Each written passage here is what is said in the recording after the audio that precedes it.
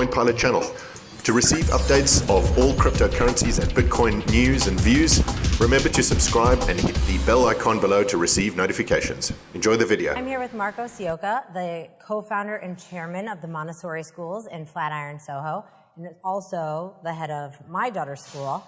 Do you accept Bitcoin? We do. Okay. We do. As of this past summer, we made the decision to accept, at the moment, Bitcoin and Ethereum. And how did you make that decision? I'd been sort of following the space for a few years, just really noticed that a lot of forward-thinking businesses were starting to accept it. The more I looked into it in terms of ease of payment, low fees, speed of the transactions, and I went to a couple of the conferences and spoke to some of the developers to kind of learn the upside and obviously the negatives of accepting it. You know, it sounded like something that really fit with our philosophy at the school. And in that time also we had probably a handful of parents who just mentioned, hey, do you accept Bitcoin? I've got this Bitcoin, can we pay tuition in Bitcoin?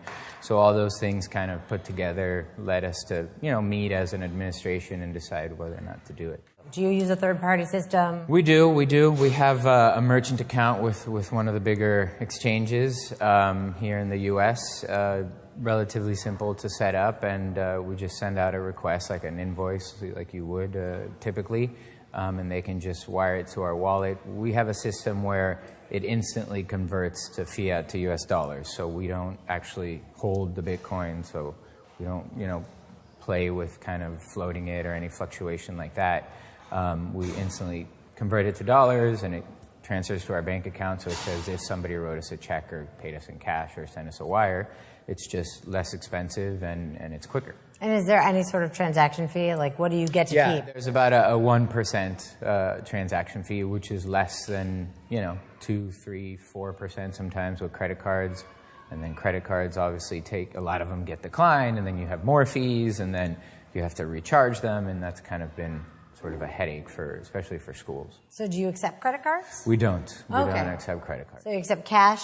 Cash, check, wires, and Bitcoin. And to me, originally, you accepting Bitcoin seemed like a bit of a novelty, and I have come around completely on that side.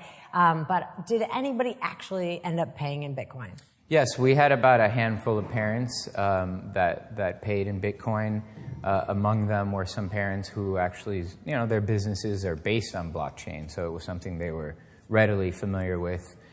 You know, other parents that are in the space as their, you know, career go to the school as well. So it's definitely something that our parent body understood. There were obviously those that were like, you know, what is this? And, you know, it was quite easy to explain to them. It's like paying with, you know, if you're going to pay a check or a wire. If you don't want to pay one way or the other, it's just another form of payment. It's not something that, you know, you have to do. It's just something else we offer.